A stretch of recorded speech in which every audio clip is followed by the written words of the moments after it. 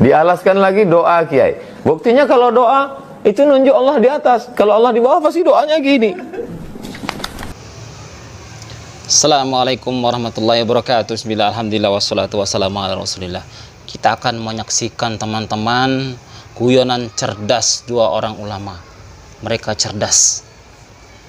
Ya, di video tersebut tulisannya guyonan cerdas begitu. Ya, secerdas apa mereka? Mari kita simak guyonan lucu mereka.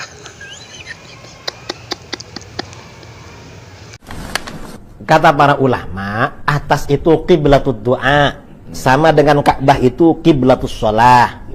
Kalau tanah itu qiblatus sujud. Gak ada orang sujud itu ke atas, gak ada, ya pasti ke tanah. Makanya di dalam Al-Quran itu fasjud waqtarib, sujudlah dan mendekatlah. Kalau ini tidak ditakwil, ini bahaya, karena berarti Allah ada di bawahnya karpet ini. Iya teman-teman, kita sudah melihat guyonan dua ulama cerdas. Yang satu mengatakan langit itu kiblatnya doa, makanya ketika sholat, ketika berdoa tangan kita mengadah ke langit. Kemudian Ka'bah kiblatnya sholat, kemudian tanah itu di bawah kiblatnya sujud. Nah, bagaimana teman? Apakah kita sudah terhibur? Ya, berikut ini tanggapan dari Ustadz Firanda. Benarkah apa yang diucapkan oleh dua ulama cerdas tersebut? Mari kita ikuti selengkapnya. Mereka mengatakan bahwasanya ketika kita berdalil dengan bahwasanya kiblat, ya, bahwasanya orang berdoa dengan fitrahnya ke atas, semua orang mau ke arah atas, ya. Kemudian mereka mengatakan maksudnya langit adalah kiblatnya doa.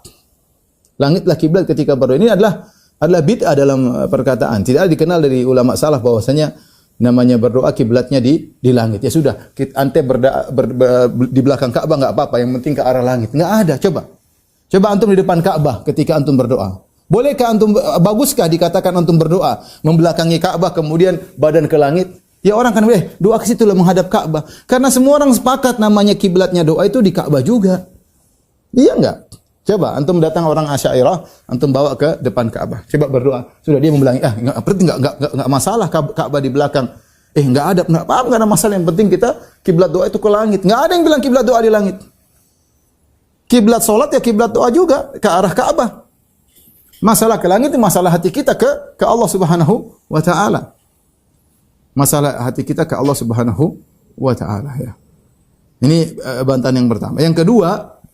Yang kedua, kiblat bisa dirubah. Pernah dirubah dari Baitul Maqdis ke Ka'bah. Apakah kiblat ini bisa tidak dirubah? Ini fitrah ke atas, bukan masalah kiblat yang bisa dirubah. Ya. Kemudian tadi sudah saya sebutkan bagaimana Nabi SAW ketika dalam perang Badar, dia menggabungkan antara kiblat berdoa dengan hati ke Allah. Jadi dia menghadap kiblat. Tadi disebutkan dalam hadis Rasulullah menghadap kiblat kemudian berdoa begini.